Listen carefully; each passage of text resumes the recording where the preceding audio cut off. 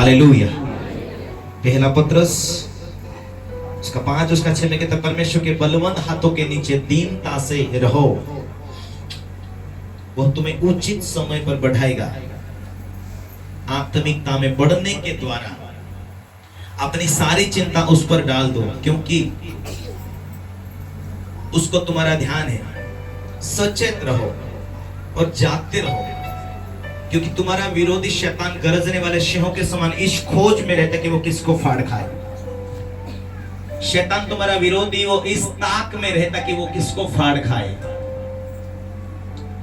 किसी के जीवन में कड़वाहट दे देता है, क्या करूं मैं विश्वास करके, ये लोग ऐसे वैसे, वो विश्वासी संगति से दूर ले जाता है। शैतान इसको फाड़ खा गया, उसका विश्वास को खत्म कर दिया, वो विश्वास नहीं कर पाया। हालेलुया। उस ताक में रहता वो किसको फाड़ खाए। परमेश्वर बढ़ाएगा, ये बातें हमें ध्यान रखनी चाहिए। हालेलुया।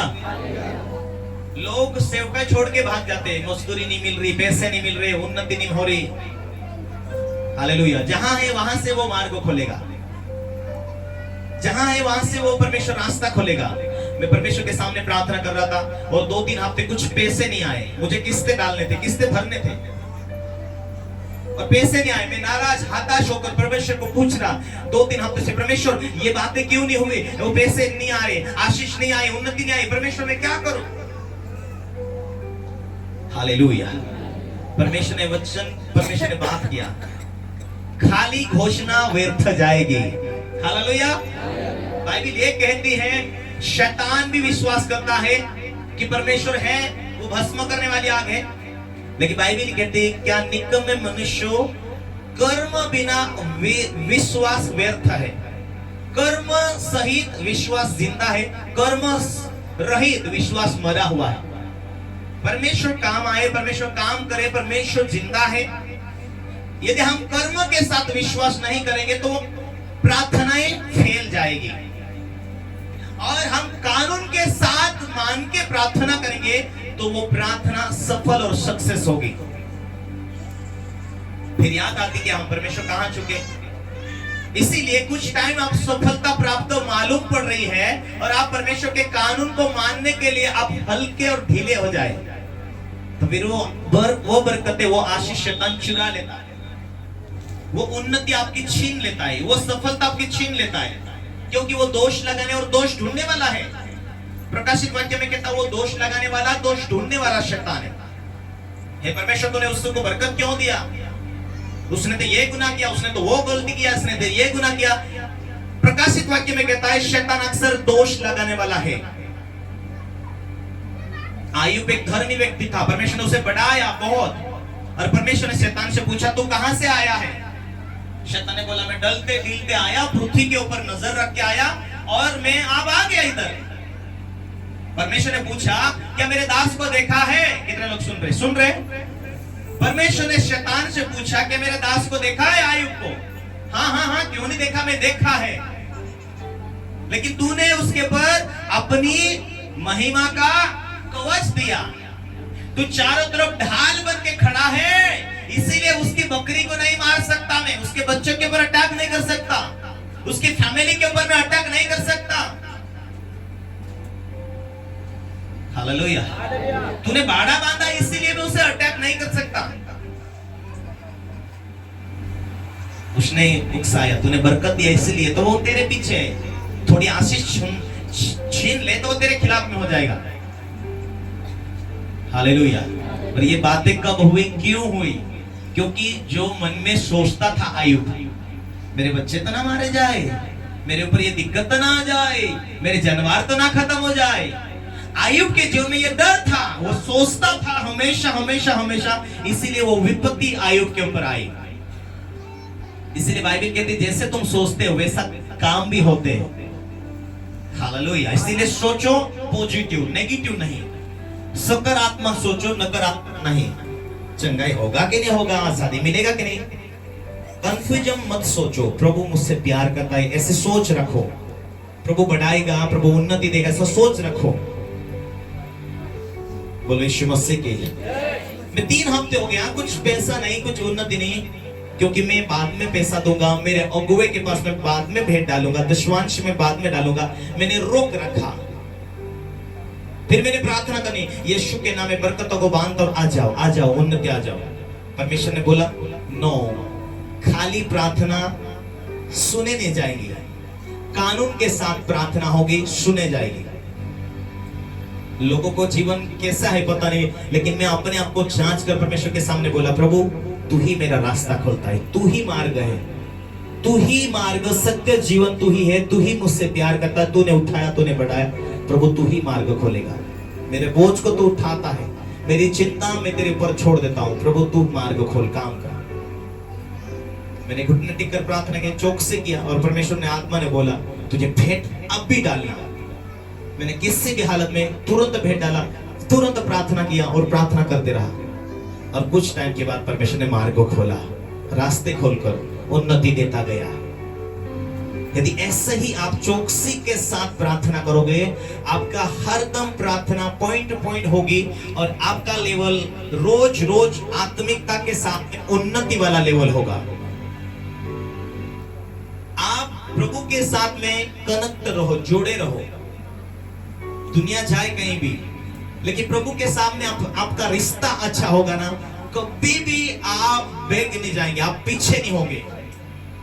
परमेश्वर आपकी रक्षा करने के लिए रोज स्वर्गदूत देता है, रोज एवरी डे, हर शाम सुबह से लेकर 24 घंटा तक आपके अगल बगल में वो खड़े होते हैं। आप आत्मिकता में होंगे, स्वर्गदूत खड़े रहेंगे। कानून को पालन करने वाले होंगे, स्वर्गदूत आपके साथ रहने वाले होंगे। स्वर्गदूत आपके साथ रहेंगे, शैतान आपको छू भी नहीं सकता। परमेश्वर का वचन इसीलिए तो कहता है, वो दीनता से रहो उसके साथ, जिससे तुम्हें उचित समय पर बढ़ाए। एक दूसरे को हाथ पकड़ के बोलो, तुझे बढ़ने के लिए, तेरी गवाही को तैयार करने के लिए, और तू गवाही का पात्र बन जाए, इसीलिए परमेश्वर ने तुझे चुना है। व्यर्थ नहीं लेकर आए तुझे उसने यहाँ पर, तुझे आशीष देने, तेरे बुद्धि से, डॉक्टरों की बुद्धि से, दुनिया की ताकत से जो नहीं हो सकता, उसे वो स्वर्ग को खोलकर तेरे लिए पूरा कर सके। हालेलुया।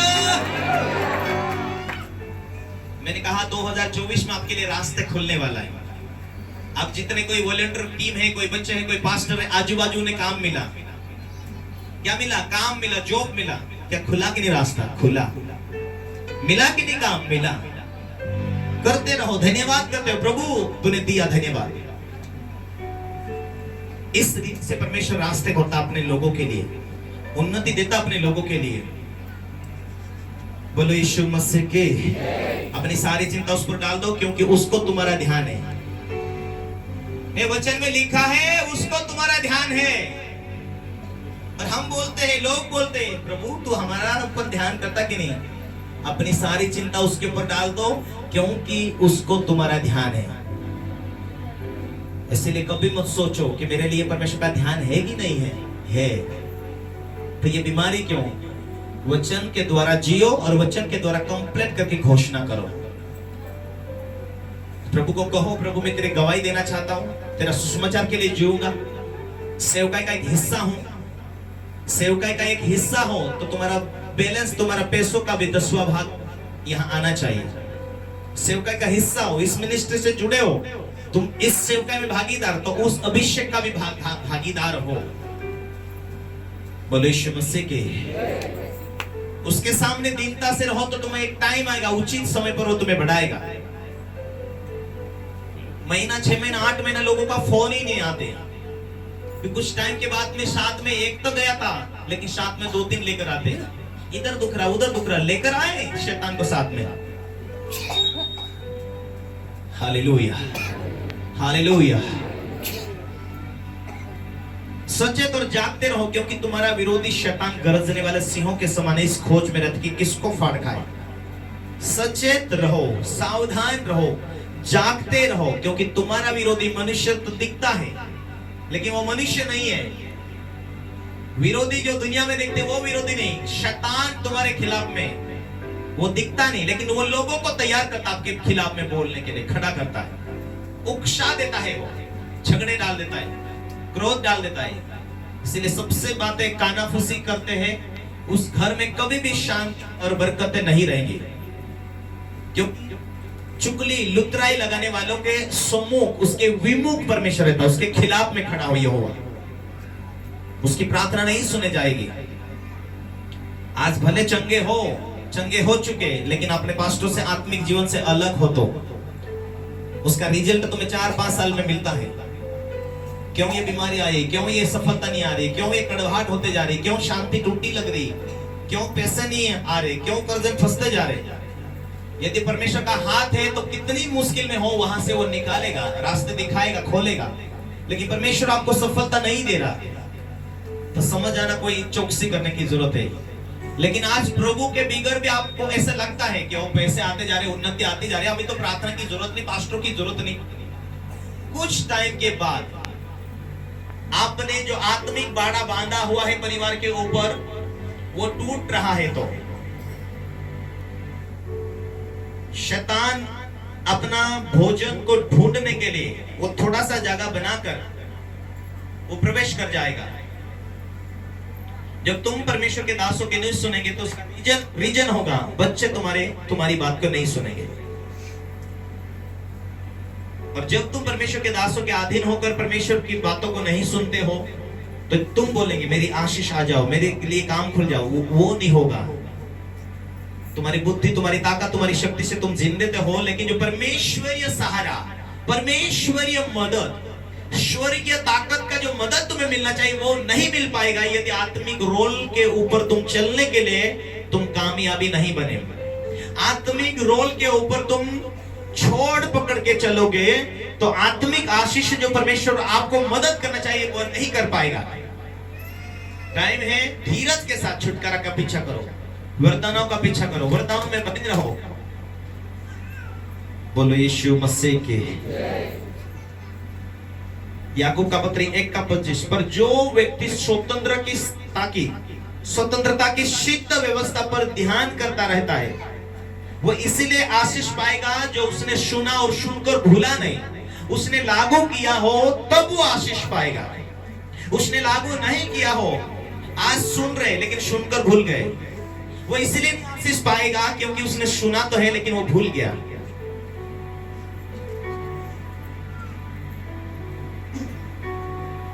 हालेलुया। इसीलिए वो आशीष पाएगा, उसने सुनकर लागू किया। इसीलिए याकूब 2:17 के वैसे ही विश्वास भी कर्मों सहित ना हो तो अपने स्वभाव में मरा है। यदि विश्वास भी कर्मों के साथ नहीं है तो वो अपने स्वभाव में विश्वास मरा हुआ है। यदि विश्वास है और कर्म सहित है, कानून के पालन के साथ है तो विश्वास जिंदा है। और विश्वास जिंदा है तो चंगाई होगी। विश्वास जिंदा है, तुम कहेंगे आशीष आ जाओ तो आएगी। विश्वास जिंदा है, शैतान भाग तो वो भागेगा। एक दूसरे को अपने विश्वास को मरने ना दो, अपने विश्वास को कर्मों के साथ में जोड़ लो। अपना विश्वास कर्म रहित होगा तो वो प्रार्थना खाली होगा, लेकिन विश्वास कर्म सहित होगा तो वो जीवित होगा। हालेलुया। दाऊद जब गोलियत के सामने गया उसको मालूम था मैंने कई बार आत्मा में होकर पत्थर मारा है, तो मैंने शेरों को मारा है, भालू को मारा है, मेरा परमेश्वर मेरे साथ है।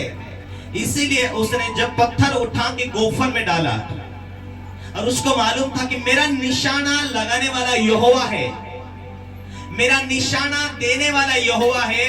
मेरा गोफन हिलाकर पत्थर छोड़ने का मेरा काम है, बाकी निशाना यहोवा लगाएगा।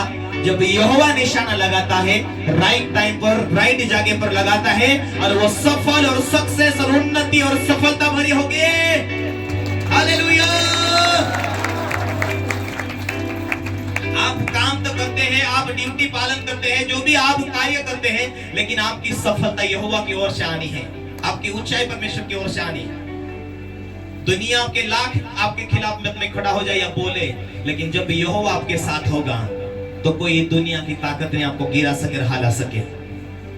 इसीलिए पूरे तन और मन और पूरे हृदय के साथ परमेश्वर से प्रेम रखना, कानून की चौकसी के साथ में, क्योंकि वचन तुम्हारे लिए, हम सबके लिए कंप्लीट करने का कार्य हमारे ऊपर, आपके ऊपर।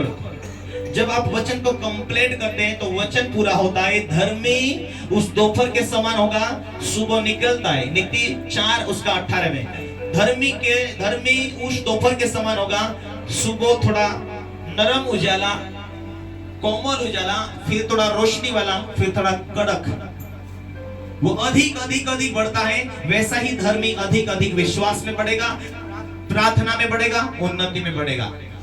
धर्मियों की प्रार्थना सुनने के लिए यहोवा के कान नजदीक लगे रहते हैं। तुम रात दिन यहोवा से घिरे हुए हो, कोई दिन प्रार्थना भी नहीं हुई, कोई बात नहीं, परमेश्वर तुम्हारे साथ है,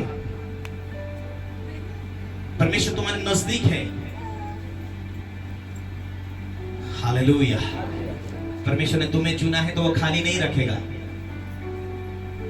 हालेलुया। प्रभु के दास को परमेश्वर ने बोला, यिर्मयाह कुमार के पास जा, आत्मिक बातें उसने कहा। क्या देखता है तुझे? एक मिट्टी का बर्तन बनाया, हंडा खड़ा उसने, कुम्हार ने, उसमें कुछ बिगड़ गया तो उसने मिट्टी को फिर उसने गलाना शुरू किया और फिर उस मिट्टी का एक पात्र फिर से दूसरा नया वाला बना दिया, लेकिन उस मिट्टी को फेंका नहीं। कुमार के पास में मिट्टी है और उसने फेंका नहीं, उसको फिर से नया बनाया। वैसा ही प्रभु आपकी हार के ऊपर आपको फिर से नई बल, नई ताकत देता, आपको हारने नहीं देता, आपको विजय देगा। लोग बड़ी चालाकी करते, थोड़ा बार धंधे व्यवसाय मिल गया कि ओ मीटिंग में आना बंद हो गया, थोड़ी बार सफलता मिल गई कि हाँ शेठ ऐसा बोला वैसा बोला। तो परमेश्वर थोड़ा काम, थोड़ा आशीष देकर देखता है कि ये इसमें वफादार निकले कि ना निकले। थोड़ा अभिषेक देता, उसमें वफादार निकले, वो टिका रहेगा। थोड़ी आशीष देता, उसमें आप वफादार नहीं रहते, वो आशीष आगे परमेश्वर नहीं दे सकता। जो थोड़े से थोड़े में विश्वास योग्य, वो बहुतों में भी विश्वास योग्य है। हालेलुया। बपतिस्मा का मतलब है पुराना जीवन तुम्हारा मर चुका, मसीह में तुम नई सृष्टि, आप तुम नहीं पर मसीह तुम में जिंदा है। यीशु को जीने दो अपने अंदर, यीशु को बढ़ने दो अपने अंदर। हालेलुया, आमीन।